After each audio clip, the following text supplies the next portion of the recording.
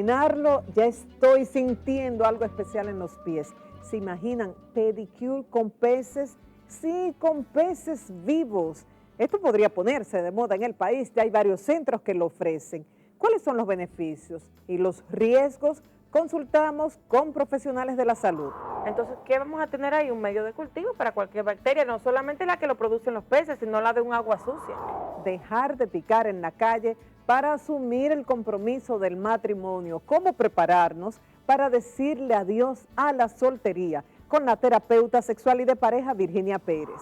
Contraigo matrimonio, pero quiero seguir en la calle porque la cultura se lo permite. Un hombre que sea infiel es más aceptable que una mujer que lo sea.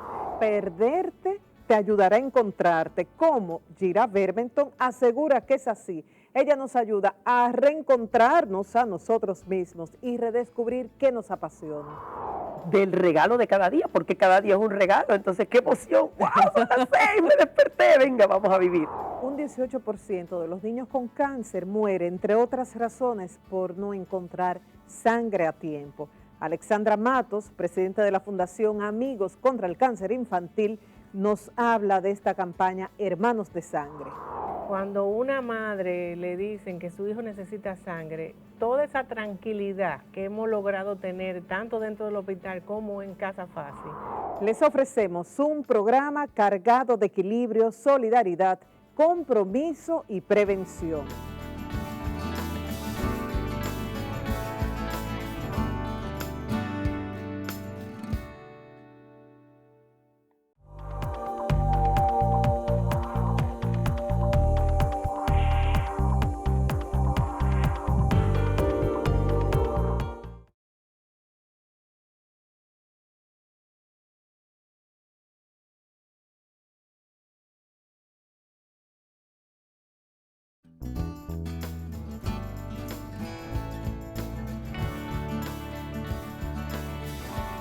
Buscando siempre nuevas opciones para ustedes, nos encontramos en la prensa dominicana con un lugar que ofrecían la ichthyoterapia, pedicure de pies, como un spa de pies con peces. Ustedes se imaginan con nuestros pies en un lugar y que los pececitos se encarguen de eliminar las células muertas. Entonces, antes de promover ese tipo de opciones, quisimos consultar con profesionales autorizados para esto. Por eso invitamos a la doctora Betsy Hasuri, ella es cirujana de la piel, dermatóloga, para conocer de este tipo de terapia, si tiene riesgos, beneficios, cuáles son las reglas para poder aplicarse, la demanda que tienen muchos países a nivel mundial. Muy buenas noches.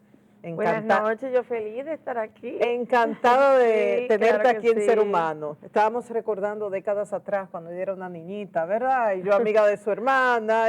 No, pero y tú los años- igualita, tú eres una niña. Ya. Háblanos de este tipo de terapia. Bueno, mira, las primeras ocasiones que empecé a escuchar lo que era esta terapia, inmediatamente a mí se me prendió el bombillo como médico de la piel, porque desde que nosotros venimos formándonos en nuestra especialidad, nos damos cuenta de que cada cosa tiene, como decían ahorita, hablábamos de balance y de mantener un balance. A mí se me prendió el bombillo en el aspecto de que, ¿qué balance yo puedo tener en una pecera donde yo no voy probablemente a cambiar el agua o voy a utilizar otra entre persona y persona? En ese caso son clientes, entre cliente y cliente, porque son spa de belleza, de manos, de pie, y es interesante aclarar que no solamente en pacientes sanos, en personas sanas, para solamente eliminar células muertas. Se habla de que en casos de psoriasis lo utilizan para eliminar piel muerta en esos pacientes. Entonces vamos a definir, es un tipo de terapia donde determinado tipo de peces eliminan las células muertas, callosidades de los pies. Los peces no tienen dientes, ellos dan unas pequeñas mordiditas en los pies regularmente. Ya inclusive aquí en nuestro país tenemos varios centros que se está ofreciendo el servicio. En Inglaterra inclusive ya hay varios lugares donde se ha prohibido esta práctica. ¿Por qué? Nosotros no podemos hablar de que se ha demostrado que se puede transmitir, por ejemplo, el virus del SIDA, la hepatitis C, que es el gran temor. ¿Por qué? Primero porque los pececitos no tienen los dientes y ellos no causan una verdadera herida. O sea, que no hay manera de tener contacto con el flujo sanguíneo. sanguíneo. Pero sí están despegando pellejitos, células muertas, y uno no sabe el alcance de esto, y mucho menos la supervivencia que pudiera haber en este ambiente de este tipo de virus. Dentro de las enfermedades que sí transmiten los peces, aunque ellos padecen de muchas enfermedades que no nos la transmite, el herpes, la tuberculosis, ese tipo de cosas, está lo que es el Mycobacterium marino, que se ve, nosotros lo recibimos como dermatólogos, se ve en personas que lidian, trabajan con peceras en sus casas que no están bien higienizadas, entran sus manos y pueden llegar con úlceras causadas por este microorganismo. Que entonces en este caso sí está causado por un uso diario de peceras no bien higienizadas. ¿Y cuáles son los síntomas? Que eso sí, nosotros se nos puede presentar con nódulos, áreas enrojecidas, úlceras, y en casos raros, si esta persona no tiene una buena defensa, puede inclusive diseminarse a todo el cuerpo. Si la pregunta sería, tenemos ya descritos en pacientes que están utilizando esa práctica, este tipo de casos todavía no se ha podido aislar. Lo que queremos es no esperar a tenerlo. Porque cuando tú hablas de una pecera, ¿qué te dicen? No tenemos que ser especialistas para saber. Yo tengo niños pequeños. Cuando yo voy a comprar una pecera, ¿qué es lo primero que te dicen? Eso es un balance que no se puede perder. Esos pececitos, para ir a comer esas células muertas, esos pellejitos de la persona que introduce los pies, tienen que tener hambre. No pueden haber sido alimentados. Porque regularmente, si ya ellos han comido normalmente, ellos no van a ir alimentarse de eso. Entonces, ¿qué se perdió ahí ya de entrada? El balance normal de un ambiente de una pecera. Si yo voy a tener medidas estrictas para higienizar esa pecera, yo voy a tener que empezar a echar cloro o empezar a echar sustancias que van a eliminar bacterias. El ambiente del pez automáticamente se perdió. Es un pez que va a estar enfermo y que yo no entiendo cómo puede ofrecer un buen resultado a largo plazo el hecho de tener un spa donde yo tengo una persona haciéndose un pedicure, salga, entre otras, donde yo no cambié ninguna agua. Entonces, ¿qué vamos a tener ahí? Un medio de cultivo para cualquier bacteria, no solamente la que lo producen los peces, sino la de un agua sucia. El peligro está en que esto, que ha tenido mucha demanda en Reino Unido, en Canadá, en México, entre otros países. En Tailandia eso es, en Japón se usa, inclusive que pagan hasta $200 por una sesión de 20 minutos y en una isla como esta y donde no tenemos reglas, así como hemos tenido una proliferación de las uñas y de las extensiones. Ahorita tenemos, ¿verdad?, un boom de este tipo de peceras, de spa, de ictioterapia. Y la pregunta está, ¿el Ministerio de Salud Pública está controlando los centros que existen hasta el momento? Que por lo menos sabemos que hay 2, ¿no? Creo que acá en Santo Domingo. Tentativamente me parece que ya hay 3. He escuchado de unos centros en Boca Chica y en otras áreas también, en plaza de aquí. Ahora, debemos estar alerta. El hecho de nosotros tener un tanque lleno de peces que solo se van a alimentar de este tipo de células muertas, yo no pienso que aún nos digan que hay en casi todo el mundo ese tipo de práctica. No sabemos qué medidas se toman en esas otras partes del mundo que ya tienen más tiempo. Sí sé que está difundido, inclusive en Praga, que tuve la oportunidad de estar en diciembre, había varios centros de este tipo de terapia e inclusive hay personas que lo están utilizando para tratar enfermedades de la piel. Muy peligroso eso. Muy peligroso. Doctora, los propietarios de estos centros dicen que cambian el agua constantemente y que por eso no habría riesgo. ¿Qué usted cree? Lo que pasa es que se han hecho estudios no solamente por este tipo de terapia, sino que anteriormente por infecciones presentes en los peces que son transmitidas al ser humano. Y se ha visto que aunque tú cambies el agua hasta diariamente y varias veces al día, el pez en sí queda contaminado de las bacterias que son posibles ser transmitidas desde el pez al ser humano. O sea, tú puedes cambiar el agua y el pez sigue con la bacteria. Ha sido muy importante la recomendación de la doctora Hasuri. Si bien tenemos apertura a las nuevas terapias, debemos tener mucho cuidado y hacemos la invitación al Ministerio de Salud Pública a que chequee estos centros que existen, no solamente por nosotros como los clientes locales, sino también por los turistas, porque podrían hacernos mucho daño si surgen problemas en uno de estos centros y se atribuye esto al país como destino turístico. Cuando regresemos, el test de la pasión. Vamos a hablar con una consultora de la felicidad.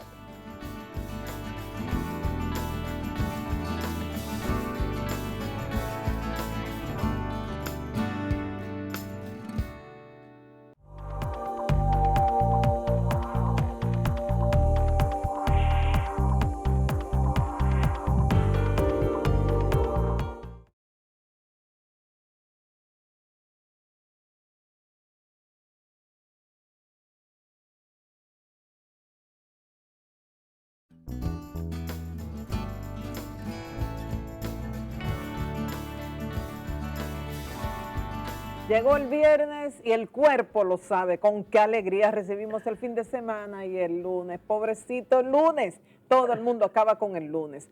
¿Podremos tener un trabajo que nos permita decir, yupi, llegó el lunes? Ella dice que sí, que es posible, poniéndole pasión a lo que hacemos. Entonces, ¿qué les parece si conversamos con Gira Bermenton? Ella es consultora de la felicidad, es coach y conferencista y vamos a hablar sobre el test de la pasión, entre otros temas. Buenas noches, Gira. Buenas noches, querida, ¿cómo estás? Bien, qué bueno tenerte acá. Me han hablado tanto de ti, caminando ahí por España en el Camino de Santiago, una amiga caminante, al igual que yo, me decía cómo habías dejado al equipo de ventas de su banco a millón y tu ejemplo de vida maravillas. El test de la pasión, ¿en qué consiste? El test de la pasión es una herramienta que yo utilizo como coach y se basa en un libro. Realmente es un libro, un New York Times bestseller que lleva el mismo nombre y es un proceso para ayudar a las personas a esclarecer cuáles son esas 5 cosas que más les importan en la vida. Muchas personas se despiertan cada día como si estuvieran viviendo el mismo día de ayer. Sienten una monotonía, no sienten como esa chispa del regalo de cada día, porque cada día es un regalo, entonces qué emoción, wow, son las 6, me desperté, venga, vamos a vivir. Hoy lunes, y martes, hoy lunes, los lunes, los viernes, los sábados, cualquier día, y en efecto los lunes pueden ser los viernes. Y eso lo puede lograr cualquier persona. Cualquier persona que se comprometa con la vida que le regalaron para vivir, lo puede hacer, pero tiene que haber ese compromiso. Y antes que nada y después de todo, porque muchas veces nos encontramos en ese lugar oscuro. Ojo, que muchos de nosotros, yo diría que la gran mayoría de las personas en un momento de su vida se sienten raro, sienten como que el estómago le manda señales y no son las maripositas, no, son las del nudo, sobre todo, que tú te sientes que estás en un lugar y no te sientes satisfecho, no eres feliz, ni en el trabajo o ni en tu propia familia. Entonces ese es el momento para tú preguntarte, ¿pero qué es lo que me está pasando? Yo no disfruto nada. Entonces es una persona que está totalmente aislada, desapegada de sus pasiones. A veces piensan, a mí me han preguntado, pero todo el mundo tiene pasiones. Yo, pero claro, aquí nadie vino vacío. ¿Y qué es esto? Pero hay gente que está tan desconectada de eso que tú le preguntas qué te gusta, qué te apasiona. Y en ese momento no te lo saben decir. Se suben, nada.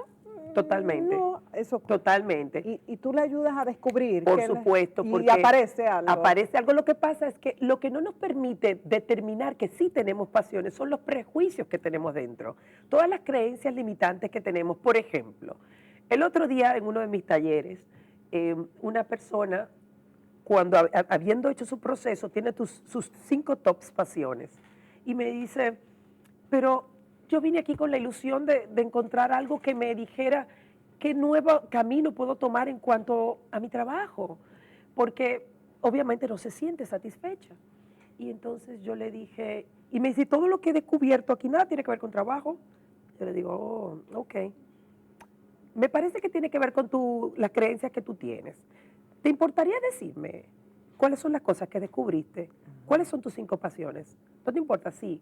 La primera, viajar por todo el mundo. Me encantaría viajar por todo el mundo. Y yo le dije, mira, los primeros 25 años de mi vida, yo me lo gané como directora de ventas y marketing en el área de hotelería. Y yo viajaba con el dinero de otro y eso era más bueno. Y me pagaban para hacerlo. O sea que hay trabajos que te Hay pueden personas que permitir hacen eso. Yo no era la única. Hay muchas Claro. personas que viajan por trabajo y se lo disfrutan. Quizás llega un momento que ya se hartan, pero mientras lo disfrutan, lo disfrutan. Okay. Así que ahí, esa muerta. La próxima creo que me dijo bailando. Le digo, pero mira qué bien. ¿Tú ya tomaste clases de baile? O para ser maestra de baile, porque mira, tener una academia de baile yo creo que no sería nada mal, ¿no? Y así me las fue diciendo todas y yo se las fui desmontando todas, porque en su mente nada de eso tenía que ver con trabajo, porque ella cree que eso solamente es para placer, pero qué bueno es ganarse la vida con lo que a ti te gusta. Entonces, ese es un ejemplo de un prejuicio de que pasiones que ella tenía no se podían aplicar al mundo laboral. Por supuesto. ¿Qué tiempo toma el proceso? Una gente dice, sí, yo quiero que me hagan el test de la pasión, yo quiero descubrir esas 5 áreas, cómo aplicar. ¿Qué tiempo toma desde que llega la primera vez donde ti hasta que logran? Si lo hace en sesiones de coaching, son 2 sesiones de coaching aproximadamente 3 horas, 1 hora y media cada sesión. ¿Y entre una sesión y otra? Y entre una sesión y otra tienen tareas antes de empezar, luego hacemos el proceso, descubren sus 5 pasiones, eso no se queda ahí. Entonces es un proceso del corazón. Hay personas que se han pasado toda la vida en su mente y nunca han ido ni de paseo a su corazón. Entonces en los talleres, cuando es un taller de 3 horas y media. Y yo le digo a la gente, miren, parquearon la mente allá afuera, porque si entraron con ella, tienen que dejarla afuera porque le va a boicotear su proceso. La mente solo quiere cuidarnos, protegernos, pero a veces se pasa. ¿Y cómo es eso de que para encontrarte tienes que perderte? Es cierto que tienes que perderte porque tienes que desapegarte de tantas creencias, de tantas ideas, de tantos conceptos que te instalaron ahí, la sociedad, tu familia, el colegio donde fuiste, la iglesia donde te congregabas. O sea, nosotros vamos cargando tantas creencias. No sé si leíste el libro Los 4 Acuerdos. Sí, claro. Ahí nos lo explica. No asumir las cosas personalmente. Porque hay cosas que nosotros vamos asumiendo por una historia que tenemos, por un blueprint que vamos cargando. Pero entonces ahí tú tienes que despojarte de todas esas ideas y me encanta cuando hago el proceso 1 en 1 o también durante el taller, procuro que las personas, yo le digo, contra la pared, lo pongan contra la pared, no lo dejen pensar ni un minuto, porque tiene que fluirle, tiene que sentirse eso. Cuando tú te preguntas, ¿qué se siente mejor? ¿Esto o esto? La gente tiene que sentirlo para que diga, wow.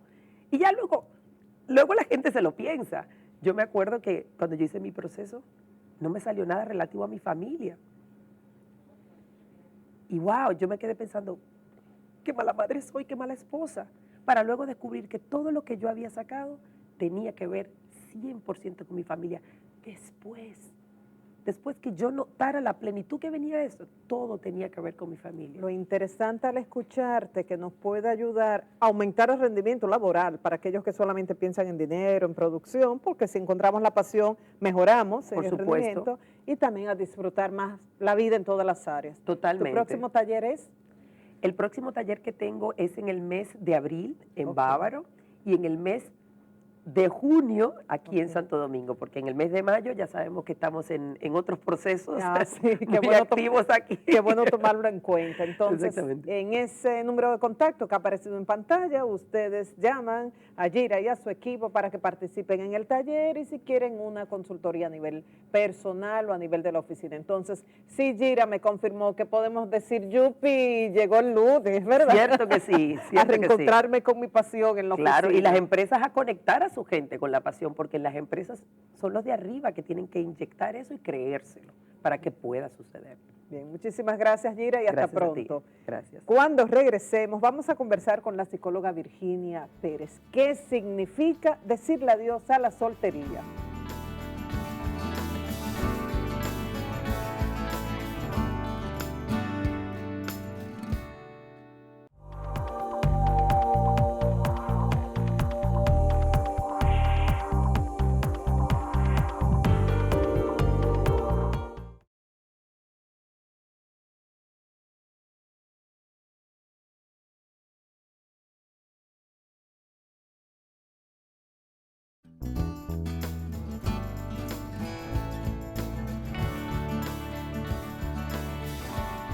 adiós a la soltería. ¿Qué implica el decir adiós a esa etapa de ser solteros y asumir ese compromiso del matrimonio, de estar casados? Virginia Pérez, psicóloga, terapeuta sexual y familiar y una excelente comunicadora de estos y muchos otros temas, está aquí en Ser Humano. Buenas noches, Virginia. Buenas noches. La verdad es que con lo de comunicadora hoy por la garganta no lo voy a demostrar, pero sí, muchísimas gracias por la invitación. Lo de la garganta te molesta a ti, pero el resto no se da cuenta. Voy a porque no... hablar entonces sensual.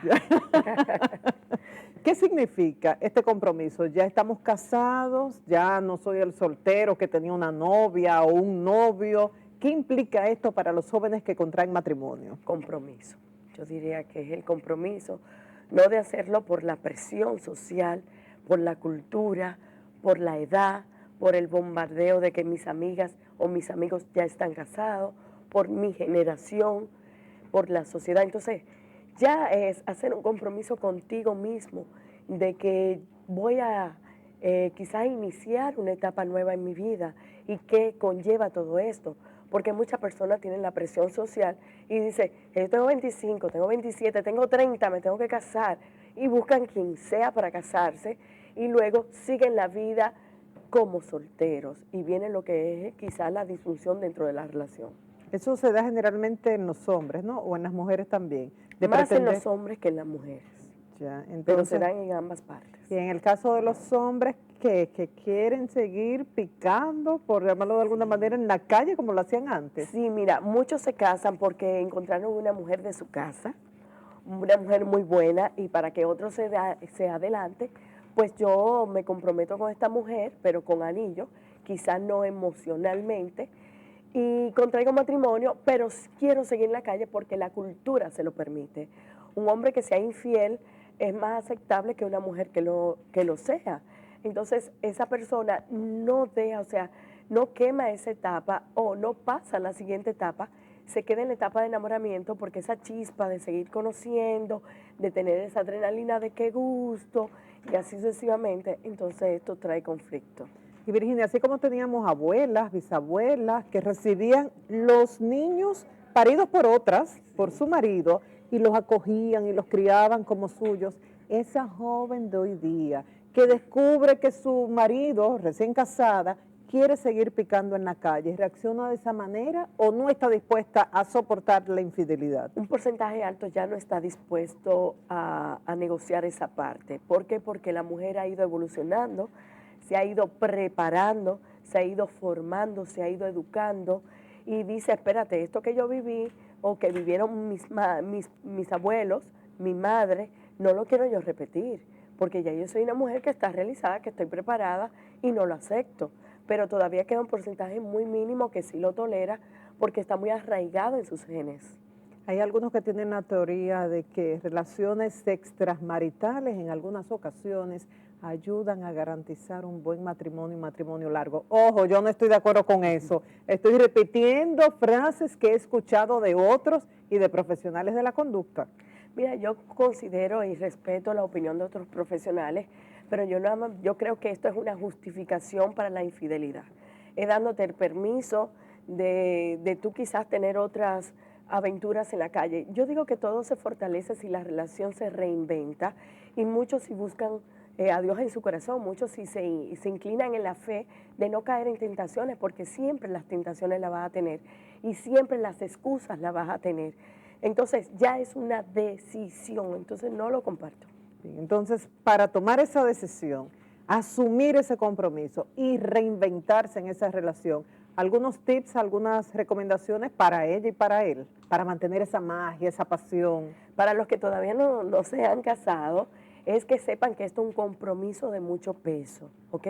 Ahora los jóvenes se casan por la iglesia y esto no tiene nada que ver lo que esto conlleva. Lo que le dice el padre en ese momento determinado, como que no lo escuchan o no lo llevan a su realidad, dicen que esto es un comentario más.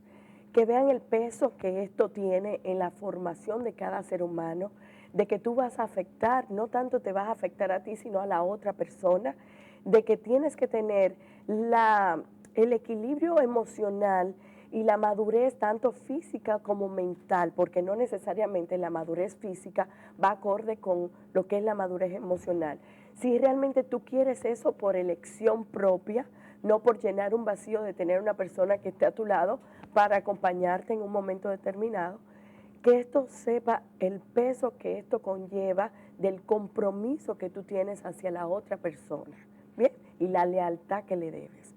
Los que ya se han casado y que sopesen esto, si vienen a tener algún tipo de conflicto, que busquen ayuda profesional, porque esto tiene un peso significativo en sus vidas.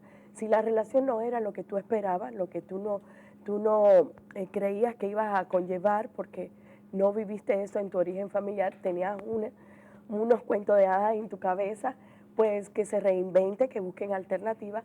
De lo contrario, que no es necesario tener terceros para que la relación conviva. ¿Las fantasías sexuales son convenientes, permitidas? ¿Hasta qué punto? Las fantasías sexuales son fantasías y deben de ser fantasías, inmediatamente se realizan. Yo diría que hay que fantasear, pero quedarse en la mente.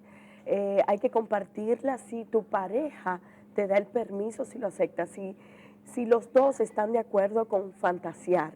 Hay muchos que no, hay uno de la pareja que no creen esto y no aporta nada. Pero si ambos se sienten en la libertad de hacer cosas entre ellos, sin incluir a terceros, porque no creo en los tríos ni en las orgías, ni mucho menos, sino que hay muchos juegos sexuales que tú puedes disfrutar junto a la relación si ambos están de acuerdo. Esa es la clave, ¿verdad? Sí. El consentimiento de ambas partes. Exacto. ¿Todavía para algunas parejas es un objetivo llegar vírgenes al matrimonio? Mira, sí, pero cada vez es menos. Ok, un porcentaje mínimo. Un porcentaje muy mínimo, pero sí queda todavía muy arraigado en nuestra cultura, en la cultura latinoamericana, y es demostrar esa primera vez con la persona que yo creo, que considero que es para toda la vida. Yo no estoy en acuerdo ni en desacuerdo, yo creo que es una elección de cada ser humano, y si un hombre te exige que llegues virgen, también tú tienes todo el derecho de exigirle a tu pareja, a tu hombre, de que llegue virgen también. Esto es una negociación que yo creo que es de dos y es una elección también propia de cada ser humano. Entonces nos queda de esta interesante conversación con Virginia Pérez recordar el compromiso que implica llegar al matrimonio y que tenemos capacidad ambos de reinventarnos y mantener esa pasión si así lo decidimos. Claro, no importa que tenga 3 años, 5 años, 10 años, 20 años, 25 años, 30 años. Yo tuve un testimonio muy lindo hoy con un paciente que tiene 31 años de casado y me dijo, yo me he reinventado y me he llevado porque ya la información está en nuestra mano y yo vivo con mi esposa como si fuera mi novia. Wow, y muchas veces en el consultorio de un terapeuta sexual, de pareja, como es tu caso, se puede encontrar el mejor afrodisíaco, porque cuando conversan de un lenguaje emocional, de vivencias pasadas y presentes, de ahí surge la pareja lo que quiere es ya intimidad. Exactamente, viene lo que a incentivar el deseo por una motivación. Quizás a veces no es la relación sexual per se, porque lo que nosotros hacemos verticalmente se refleja horizontalmente. Quizás el día a día no tenemos una muy buena comunicación y en terapia se le dan las herramientas para que tengan una buena comunicación y ahí surge todo lo demás. Bien, muchísimas gracias Virginia, y que te mejores. Así será. Cuando regresemos, Hermanos de Sangre, la campaña más reciente de la Fundación Amigos contra el Cáncer Infantil.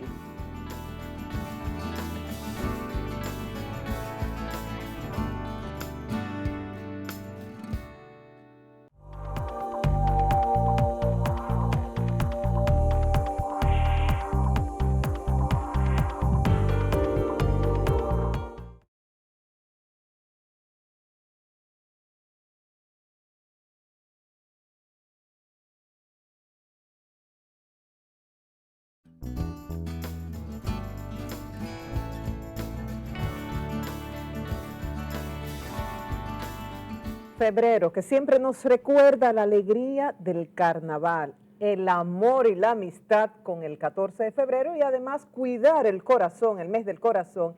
En esta ocasión nos hizo una invitación a la solidaridad a través de la Fundación Amigos contra el Cáncer Infantil, que preside Alexandra Matos y que en esta ocasión tuvo la campaña Hermanos de Sangre, para donar sangre, para para los niños que son pacientes de cáncer y evitar que estos mueran por falta de sangre. Buenas noches, Alexandra, qué bueno que estás acá. Hola, buenas noches, ¿cómo estás? Bien, ustedes siempre poniéndose altos retos y logrando los objetivos. Sí, la ¿Cuál- verdad que sí.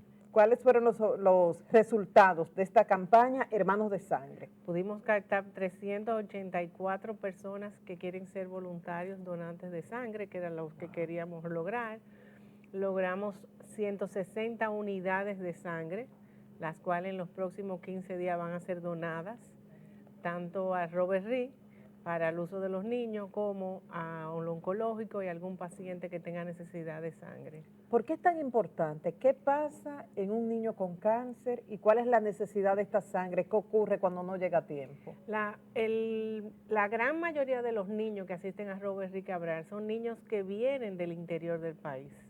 Cuando una madre le dicen que su hijo necesita sangre, toda esa tranquilidad que hemos logrado tener tanto dentro del hospital como en Casa Fácil se altera, porque empieza esa tragedia de cómo conseguirle un donante de sangre a esa madre para poder suplir la necesidad del niño. Los Sin niños dinero, con cáncer, sin relaciones, sin exactamente. posibilidad de movilizarse. Exacto, los niños con cáncer necesitan muchas transfusiones de sangre porque la misma quimioterapia muchas veces le causa anemia, le causa que le bajen los glóbulos blancos, le causa que le bajen las plaquetas, perdón, entonces eso hace que se necesiten las transfusiones. Y en el caso de las leucemias, es un cáncer donde se afecta la sangre y por eso también le baja mucho la plaqueta y se requieren muchas transfusiones. Un 18% es el... Nosotros logramos el año pasado de 487 niños que atendemos en el Robert Reed, entre tratamiento activo y seguimiento, un 82% de sobrevida. El 18% que no pudimos lograr se deben a infecciones, a diagnóstico tardío y la mayoría a la falta de sangre. Dios mío. Para nosotros que hemos tenido la experiencia de ver eso, es una tragedia muy, muy grande ver a un niño sangrando porque no tiene plaquetas. O sea, que esa señora, ese señor que nos está viendo, podría salvar la vida de uno de estos niños, pero ¿quién puede ser donante? ¿Qué condiciones impiden que una persona pueda donar su sangre, por ejemplo? Mira, toda persona por arriba de 18 años puede donar hasta los 65 años, claro está. Debe ser una persona que esté en buenas condiciones de salud. Para eso se le hace el hemograma, donde te dice si tiene una hemoglobina y un hematócrito apto para ser donante. Se le toma la temperatura para ver si no tiene fiebre. Se le toma la presión para ver si no tiene la presión alta. Entonces, una persona que es hipertensa no debe donar sangre. Una persona que es diabética, que está en tratamiento con insulina, no debe donar sangre. Una persona que ha tenido cirugías mayores no debe donar sangre. Una persona que se haya hecho un tatuaje, después de los 6 meses sí puede donar sangre, antes no. ¿Cómo? Eso es uno de los tabús que nosotros pudimos romper ahora y que tuvimos muchas personas que donaron. Ah, bueno, pues entonces yo voy a donar porque yo me hice el tatuaje hace mucho tiempo. O sea, después, ¿y qué ocurre? ¿Hay parte de ese químico pasa? Recuerda que no, hay el riesgo a que tú contraigas una enfermedad viral como una hepatitis o un SIDA con los tatuajes. Antes pasaba que no había el cuidado. Al principio cuando se comenzaron a hacer los tatuajes no había ese cuidado, entonces se habían eliminado toda persona tatuada, no se usaba para transfusiones. Pero ya sí, donde se hacen los tatuajes son sitios que son bien cuidados, que tienen ciertas reglas para hacerlo. Entonces se puede usar una persona porque de todas maneras a esa sangre siempre se le hace lo que se llama el tamizaje, que es las pruebas virales para descartar un posible SIDA, una posible sífilis o un posible hepatitis, que son las cosas que tú no le puedes pasar al receptor. Si esa persona ya está motivada, ¿qué hace? Dice, sí quiero donar, reúno esas condiciones, no tengo ninguna de esas situaciones, ¿dónde voy? ¿Qué hago? Llamar a Casa Fácil al 809-533-7596, se inscribe como donante y nosotros lo llamamos para hacer una cita, para hacer la evaluación y si está apto puede donar en ese mismo momento, si no se queda a la espera de una necesidad. ¿Qué tiempo toma el proceso? Como 45 minutos. O sea, que si dispone de una hora en lo que llega, dona la sangre. Fue increíble cómo respondieron las personas, cómo fueron. Todo se hizo dentro de una ambulancia, teníamos 2 ambulancias y las personas iban y de 2 en 2 y se sentaban y se donaban la sangre sin ningún problema, después se tomaban su refrigerio. O sea, realmente a nosotros nos sorprendió ver la cantidad de personas que fueron a donar. Incluso todavía ayer en la noche llegó un señor de Villa Altagracia, no, que yo vengo rápido porque quería donar. Digo yo, bueno, lo vamos a tomar en el banco de voluntarios, entonces lo llamamos para una próxima donación. De todas maneras, durante todo el año seguiremos con esta campaña. Es muy importante porque los niños con cáncer necesitan mucha sangre. No solamente los niños con cáncer, todo el que tiene una enfermedad como el cáncer necesita sangre, y a cualquier persona se le presenta la necesidad de sangre, ya sea por una cirugía o por un problema de salud X. Entonces, lo que queremos también es llamar a que se haga una conciencia, que cada persona tenga como una meta de vida, donar sangre por lo menos 2 veces al año, que eso no le hace daño a nadie. Okay. Al contrario, tú salvas la vida de una persona por el simple hecho de donar sangre. Y cuando se trata de los niños, con una unidad de sangre, tú salvas hasta 3 niños. ¿Con una unidad de sangre? Con una sola unidad de sangre. Dios. O sea que se puede hacer mucho bien con el sencillo gesto de amor de donarle una sangre a un niño. Mujeres como tú le roban mucho tiempo a la familia por la fundación. Tú te ríes, pero no protesta la familia. Claro. Protestan, claro. Pero están muy contentos. Ya, ellos me apoyan mucho, pero sí me llaman a capítulo. Espera. Vamos a lograr un balance. Exacto, que tu familia siempre, te necesita. Claro, siempre. Entonces, siempre. si se suman más voluntarios, pues esas personas que están en la directiva pueden balancear mucho mejor. Sí, ahora tenemos un grupo de muchachas jóvenes y yo le digo, bueno, tienen que prepararse bien porque nosotros estamos viejas ya. Necesitamos que nos cubran. Óyela a ella, vieja. Gracias, Alexandra. Gracias, y vamos a seguir con esta campaña Hermanos de Sangre. Durante todo el año pueden llamar a ese teléfono que ha aparecido en pantalla de la Fundación, donar su sangre y salvar la vida de hasta 3 pacientes, como decía Alexandra. Recuerden también mucho cuidado, pedicure con peces, cuáles son los riesgos, los beneficios, como explicaba la doctora, el test de la pasión. Vamos a ponerle pasión, energía, felicidad a nuestro día a día. Y como nos decía la psicóloga Virginia Pérez, si asumimos el compromiso del matrimonio, asumirlo en un 100%. Muy buenas noches y hasta la próxima entrega de Ser Humano.